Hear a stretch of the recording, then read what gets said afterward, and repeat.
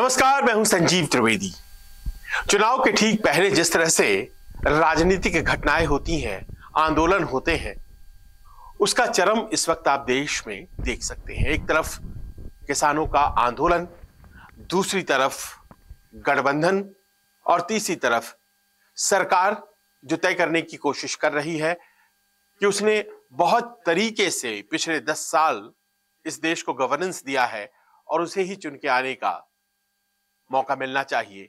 सरकार के तमाम बड़े नेता कार्यक्रमों को, स्कीमों को लेकर के मैदान में उतरे हुए हैं और इन सब के बीच तय ये हो रहा है कि जो इंडिया गठबंधन की लड़ाई है वो कारगर होती भी है या नहीं होती है। और उस दिशा में एक जबरदस्त कदम आज उठाया गया जब मुश्किल समझे जा रहे गठबंधन को अंजाम दिया गया कांग्रेस और आम आदमी पार्टी के बीच में।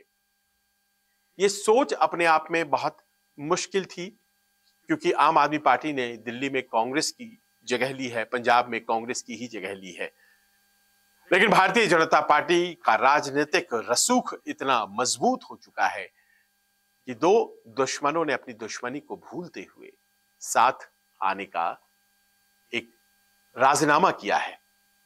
ये कितना सही है या कितनी दूर जाएगा ये देखना रहेगा, लेकिन इस वक्त तो लोकसभा चुनाव है सामने और अस्तित्व का संकट भी दोनों एक साथ सामने आकर खड़े हो गए हैं। अस्तित्व का संकट कांग्रेस के लिए भी और आम आदमी पार्टी के लिए भी, क्योंकि कांग्रेस के लिए यह जरूरी हो गया है कि वो गठबंधनों के जरिए अपने आप को सतह पर रखे, क्योंकि उसकी अपनी ताकत आज की तारीख में ऐसी नहीं कि वो सीटें जिता सके। वहीं दूसरी तरफ आम आदमी पार्टी के अस्तित्व का संकट इसीलिए क्योंकि उसके तमाम बड़े नेताओं की जो पौध है वो एक्साइज पॉलिसी स्कैम, कथित तौर पर एक गलत नीति को बनाकर और उसे फिर वापस लेने के आरोप में और उसके जरिए पैसे कमाने के आरोप में तमाम नेता उसके जेल में हैं और अरविंद केजरीवाल पर गिरफ्तारी की तलवार लटक रही है।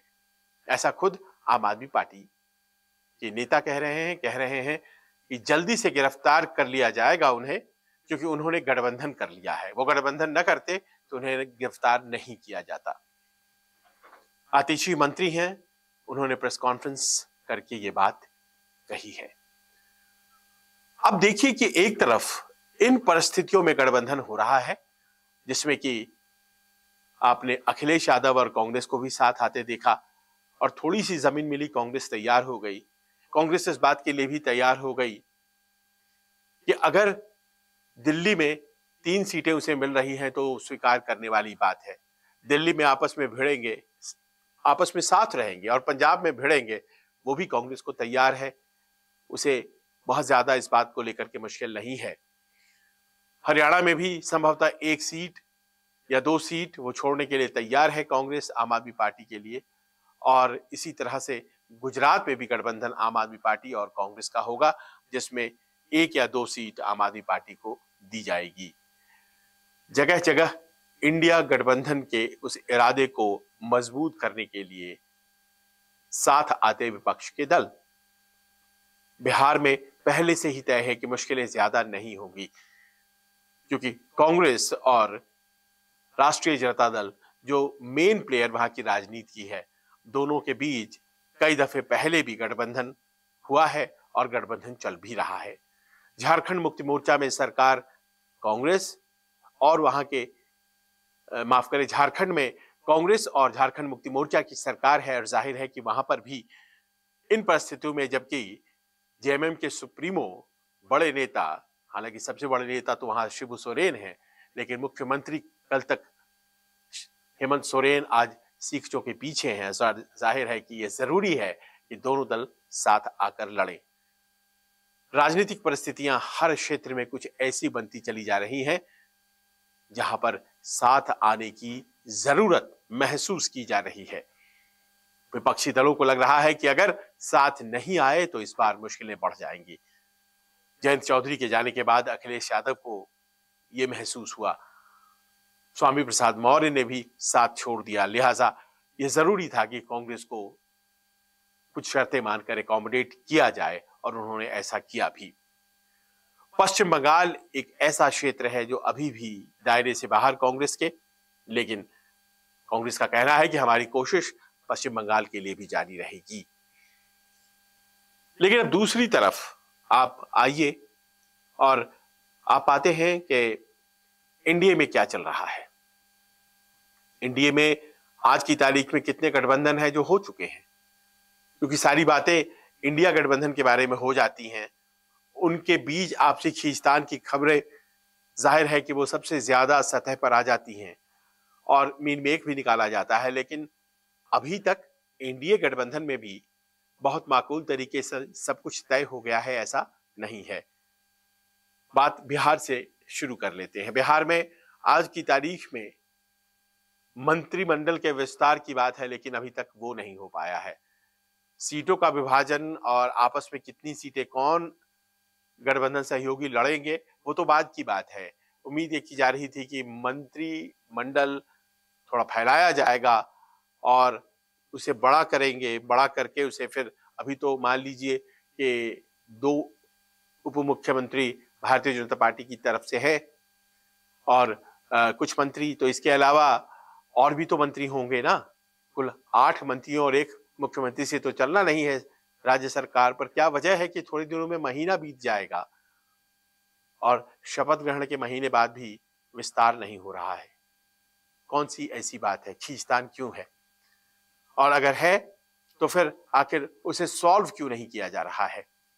बहुत दिन से इस बात को महसूस किया जा रहा है कि एक तरफ नीतीश कुमार को बैलेंस करना है, दूसरी तरफ चिराग पासवान को सहयोगी बनाए रखना है, और चुप हैं चिराग पासवान, अभी तक कुछ बोल नहीं रहे हैं। हमेशा कैमरों के आगे आने वाले चिराग पासवान पीछे क्यों हैं, आखिर वहां क्या दिक्कतें हैं।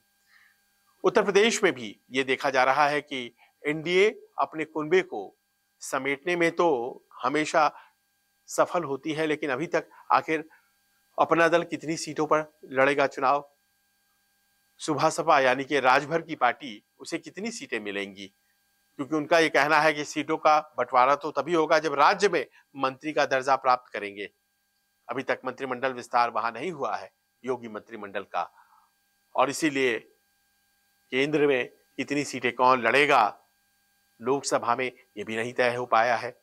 वहां पर संजय निषाद की पार्टी भी है जो कि इस वक्त एनडीए के साथ है, उन्हें कितनी सीटें मिलने जा रही हैं, यानी कि अभी तक। और जयंत चौधरी क्या एनडीए के साथ है या फिर नहीं है, कुछ उनकी तरफ से भी स्पष्ट नहीं किया जा रहा है और न हो पा रहा है। यानी कि उत्तर प्रदेश में अभी भी पेच फंसा हुआ है। महाराष्ट्र चलिए, महाराष्ट्र में स्थिति यह है कि बहुत से सहयोगी एक साथ आ गए हैं। एनसीपी के अब नए नेता हैं अजीत पवार, पार्टी उनकी हो चुकी है, और जाहिर है कि वो चाहते हैं कि वो तमाम सीटें जो कांग्रेस एनसीपी लड़ा करती थी और एनसीपी के खाते में आती थी, तो अब उन्हें मिल जाए। उनके इस चाहने के जवाब में वहां के मुख्यमंत्री शिंदे साहब के पास अब शिवसेना का एक बड़ा धड़ा है। वो चाहते हैं कि शिवसेना और बीजेपी मिलकर जो सीटें लड़ा करती थी, तो शिवसेना के पक्ष की सारी सीटें उन्हें मिल जाए।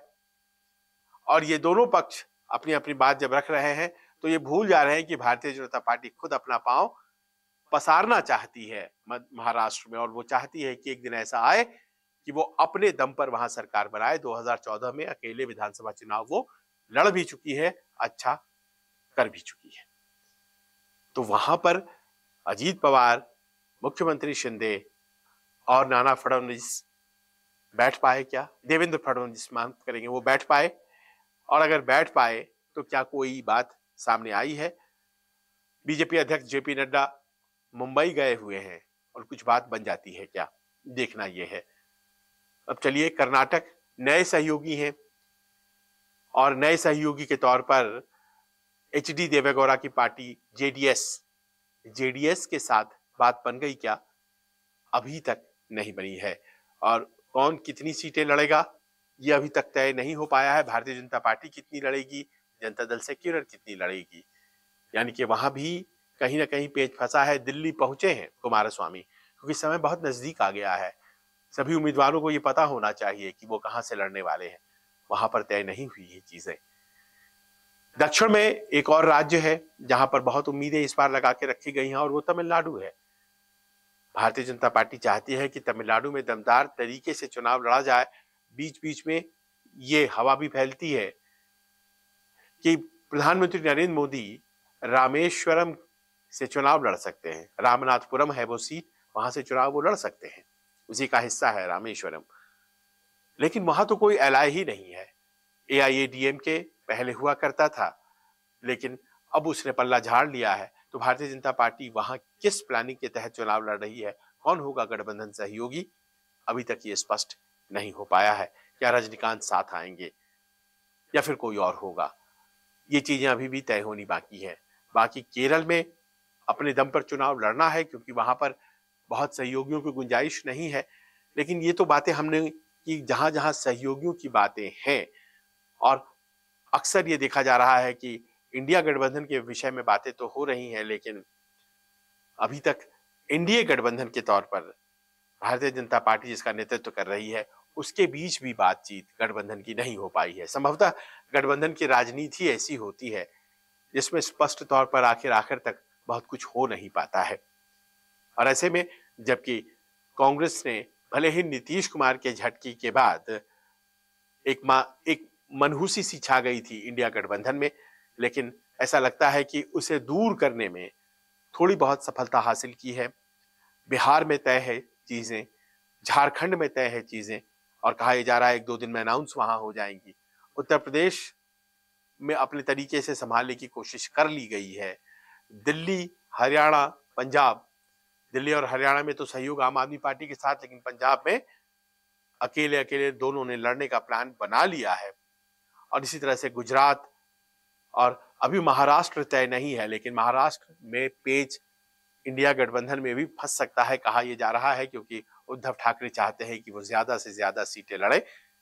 लेकिन आज ही बातचीत संभवतः राहुल गांधी और उद्धव ठाकरे की हुई है, और राहुल गांधी की कोशिश ये है कि इस यात्रा के दौरान जब जब वो दिल्ली आ रहे हैं तो वो नेताओं से बातचीत कर चीजों को दुरुस्त कर लें और गठबंधन के इस आकार को अंजाम तक लेके जाएं।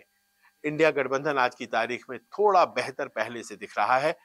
एनडीए एक बड़ी चुनौती के तौर पर सामने खड़ी है, और जाहिर है कि ऐसे में बहुत मुश्किल है डगर इंडिया गठबंधन की एनडीए की ताकत के सामने। लेकिन अपने घर को संवारने की कोशिश शुरू हो चुकी है और उसमें थोड़ी बहुत सफलता मिलने लगी है। तमाम विपक्षी नेता अगर एक साथ आते हैं तो क्या कोई फर्क नतीजों पर पड़ेगा, देखने वाली बात ये होगी। कैसा लगा ये वीडियो, आप हमें जरूर कमेंट्स करके बताइए। आने वाले दिनों में इस तरह के गठबंधन अपने तरीके से आकार लेते रहेंगे और इस पर किसी का कंट्रोल नहीं होता है। नए लोग शामिल होंगे। उत्तर प्रदेश में कहा जा रहा है कि चंद्रशेखर को लाया जा रहा है, जो कि जाटव समाज से आते हैं, और उनकी कुछ वोटों पर जाटव समाज की पकड़ है, हालांकि ज्यादातर पकड़ तो मायावती जी की है। तो ऐसे में गठबंधन क्या आकार लेते हैं, कौन कितनी किसके लिए सीटें छोड़ता है, ये सब ऐसी चीजें हैं जिस पर लगातार हमारी नजर रहेगी और आप तक हम खबरें पहुंचाते रहेंगे। नमस्कार।